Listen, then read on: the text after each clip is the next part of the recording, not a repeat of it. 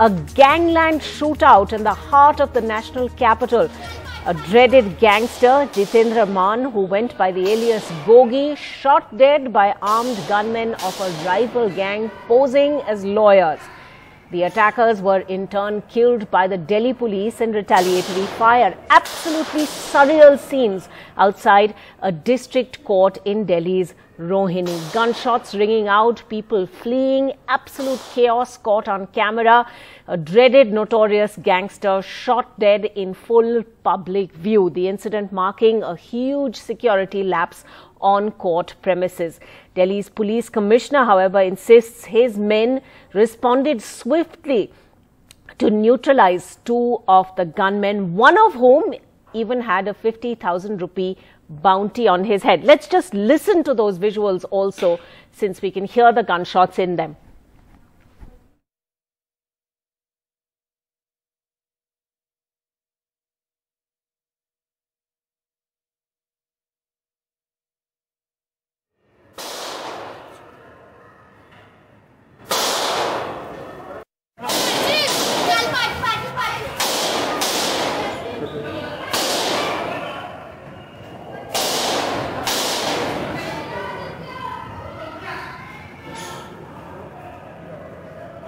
To that, 30 rounds of gunfire inside the premises of a courtroom in the national capital. This is not somewhere in the Badlands. This is in the heart of Delhi in the Rohini area. Scenes like never before, perhaps.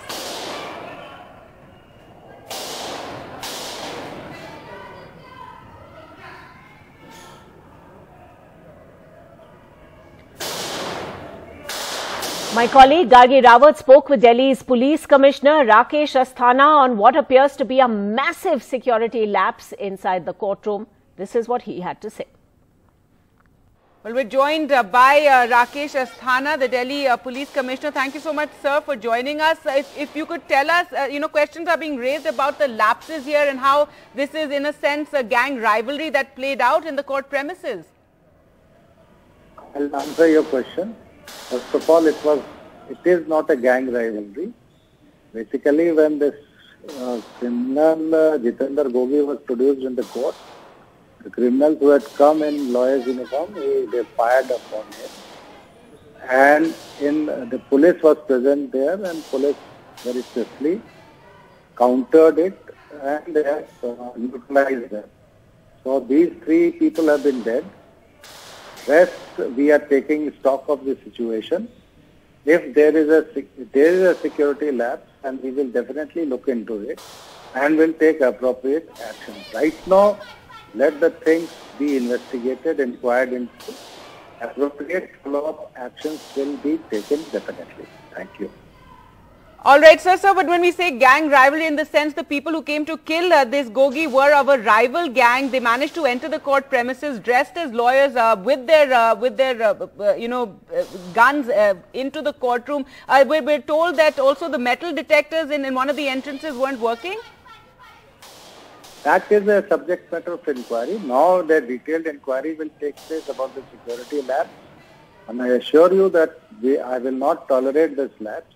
And we will take appropriate strict action against those who are responsible for maintaining security in the complex. Thank you. And sir, do we know how many people have been injured? We believe one a lady lawyer, she got a gunshot injury on her leg. That is not confirmed yet. I have to get the details. I cannot commit right now in the absence of any details from the field. So right now it is not confirmed whether anybody else is injured or not. Thank you. Right, sir. And you'd say that the police accompanying this Jitendra Gogi reacted fast and managed to eliminate the two men who had come to fire on him, to kill him? Yeah, we have been very swift and effective and focused in our action, counter action. That is why the criminals who had come and attacked upon him has been neutralized. Thank you. All right, in just the last few minutes, the Delhi police on its Twitter handle saying that two gangsters were killed in immediate counter fire by the police as they opened fire in lawyer's attire at a gangster in the Rohini court premises. They go on to clarify that no other person was injured in this crossfire and that the gangsters are dead and no other injury or death has occurred. Let's listen in to someone who was actually in the court premises at the time and witnessed all this firsthand. Gogi की hearing थी, उसी दौरान हुआ था। जज साहब भी मौजूद थे, स्टाफ भी मौजूद था और बाकी 2, 4, 5 वकील भी भाई मौजूद थे। और इसी बीच में एक हमारी इंटर्न है, उसके भी पैर में कहीं गोली लगी है, जो सुनने में आ रहा है, वो जख्मी है। तो कितने बजे का वाकया हुआ था? ये है लगभग 1, 12:30 से 1:30 बजे का वाकया आज। तो पूरी फोर्स भी साथ में? फोर्स वगैरह गोगी के साथ ही। उन्होंने रिवर्ट में वहीं ऑन द स्पॉट उसको बचाने के लिए फायरिंग की है, जिसमें वो ऑन द स्पॉट उनको डेड कर दिया गया। कितने लोगों को गोली, कितने लोगों? टोटल 3 लोगों को। पहले उन्होंने गोगी को गोली मारी, 3 की गोलियों के बाद गोगी को जो सिक्योरिटी में पुलिस वाले मिले हुए थे उन गैंगस्टरों को गोली मारी, तो उसमें वो लगभग 25-30 गोलियां चली हैं और वो गैंगस्टर जो उसको मारने आए थे गोगी को ऑन द स्पॉट डेथ हो गए। देखिए, हम लोग अपने काम कर रहे थे, जो भी अपना हमारा रूटीन वर्क होता है, हम लोग वो काम कर रहे थे। सडनली पता लगा कि ऐसे कोर्ट के अंदर गोली चली है, तो हम लोगों ने पता लगाया, तो पता लगा कि ऐसे कोर्ट के अंदर गोली चली है और कोई एक्यूज आया था क्रिमिनल, उसको 2 लोगों ने मिलकर मार दिया है और फिर पुलिस ने शायद उन दोनों को एनकाउंटर में मार दिया है। Let's take this across to our guests. Well, there you have it. The Delhi police are now clarifying that no other injury or death occurred, but the Joint Commissioner of the Northern Range will now inquire into the incident and submit report. That clarification coming as the Delhi police comes under fire for how such a security lapse could have been allowed in the first place and just how armed gangsters could have entered the courtroom's premises. Let's take this all across. 2 guests joining us on the show this evening. We have with us A.K. Jain, former DGP of Uttar Pradesh. Sanjay Hegde, senior advocate of the Supreme Court, is with us. Reena Gupta, spokesperson of the Aam Aadmi Party, is also with us, as is Ashwini Dubey, who also is a lawyer in the Supreme Court.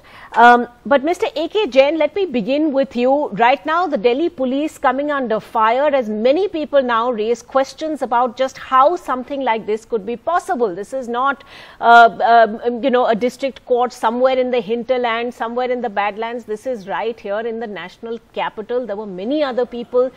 The judge may have been on the premises. How could something like this have happened? Do you agree that this is a security lapse? Yes, it is definitely a security lapse. I will not say that it is not a security lapse. It's a very, very, very serious incident and should be taken very seriously.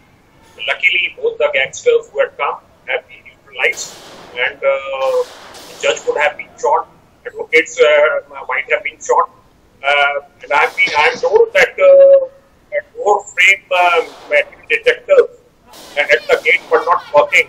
This is a very common problem. Actually, annual maintenance contract should be given to some specialized agency.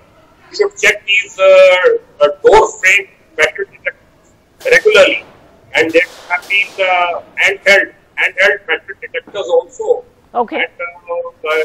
And the weapons should have been caught. Weapons should have been detected at the gate itself. It's a lapse, and I will call it a sort of gang war between Tiglu gang and this Gogi gang. And I think operation should be launched against both the gangs, against all the gangs operating in Delhi like this. And such lapses, such shootouts in Delhi, national capital, they are not acceptable. Sanjay Hegde, lots of information now coming in about the rivalry of these 2 gangs. This goes back many, many years. Apparently, there are reports of some 25 people already having died in sort of various previous gangland encounters between these 2 gangs. Given the history of this, given the fact that Gogi was clearly a huge catch for the Delhi police, how could something like this happen? When it was known that he was being brought for a court hearing and presumably he was a high value target. It's precisely because of that that he was targeted in my court. question is, why were steps not taken to ensure precisely such an event from happening? Well, the man had to be produced in court. There was Delhi police's security.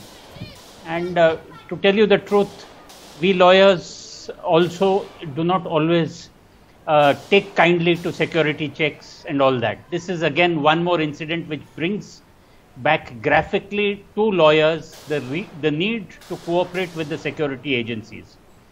The rival gang obviously knew that lawyers were not being checked all too frequently. Okay. And they wore lawyers' uniforms. Equally well, they could have worn Delhi police uniforms. When there are these high-value targets, then probably the prosecution and the courts must get together now, especially in the days of video conferencing and production over video, as to check whether production in court is absolutely warranted. And in those cases, probably certain further protections can be taken. That is, only the man could be produced in a special court, special courtroom with full security. That's a fair point you're making. I'm going to take this across to my colleague Arvind, who's actually joining us from the Rohini court at this point. Arvind, as we discuss this shootout in further detail and, of course, focus on that question of lapses, an interesting point that's been brought up by one of the panelists is that lawyers in uniform, lawyers in court dress are often not checked that thoroughly or frisked that thoroughly when they are entering the court's premises, and that could have been a loophole that was exploited by these gangmen. Yeah, Ankita, that's an accurate point. Even here we can show you that we are standing right gate number 4. This is the gate number 4 of Rohini court complex. There are almost 8 gates in this particular court complex. You could see there are 2 gates. This is a main gate where cars can go in, vehicles can go in and come out. There is adjacent, there is a smaller pathway where people, all those who wants to walk by, they should go through that particular metal detector. But what we are seeing even now, people are actually going through the main gate. Even there are no metal detectors here. People are, all the lawyers, they are being allowed to walk through this main gate itself, and hardly people take that smaller pathway where the metal detectors are there. So this is one route, this is one loophole which the assailants actually exploited here. They knew that if they wear a lawyer's uniform, these security guards here, they might not check them, and that's why they exploited the same very loophole. They went through this gate, not through the metal detector gate. They went through it. What we are being told is that both the assailants, they had actually come to the court complex even by 11 a.m. itself. Though the Jitendra Gogi, who is a notorious gangster, he was brought to the court somewhere around 10:45, 11 a.m. But what we are being told by our sources in the Delhi police is that both those assailants from the rival gang, they were already present according to their information. They came through this particular way. Their bags were not checked. They came in the lawyer's uniform. They were wearing a lawyer's uniform. So no one, actually, there was no suspicion from any point of any people, any police personnel around there. So coming to the security aspect, when the police is bringing a high security, high profile accused, what should be the security apparatus that should be put in place, for which our sources say they had gotten specific input about that this particular Jitendra Gogi, who is a notorious gangster, earlier his own associate, one of his own associates, he also escaped from the police custody when he was brought to the court. So the police saw this coming in this way. They had increased the security also. Despite that, both these assailants wearing a lawyer's uniform, they got into the courtroom 207. Though the judge was present inside the courtroom, that's what we are getting to hear from our sources. When this entire incident took place, at that particular point of even the judge was present in the courtroom. They opened fire and he succumbed to the injuries. The Jitendra Gogi succumbed to the bullet injuries. But as a counter firing also, even police opened the fire and both the assailants were killed on the spot. All right, Arvind, thanks for that update. Let's take this back to our panel. Reena Gupta, spokesperson for the Aam Aadmi Party, is also with us on the panel. The AAP, of course, is known, Reena Gupta, for its sort of long-standing stand on law and order in Delhi, wanting it to be under the Delhi government, resisting the fact that it's under the Home Ministry. We now have the AAP raising questions once again about the law and order situation in Delhi on the back of this incident. So what has happened today, I don't think it has ever happened anywhere in the country. You know, we have to see that this happened inside the courtroom. Once in a while, you would hear of incidents where, you know, in the vicinity of the court, there would have been some kind of a firing incident. But I don't think in the history of the country it's ever happened that inside the courtroom you have such a security breach. And this just goes on to show the ineffectiveness and the incompetence of the Delhi police.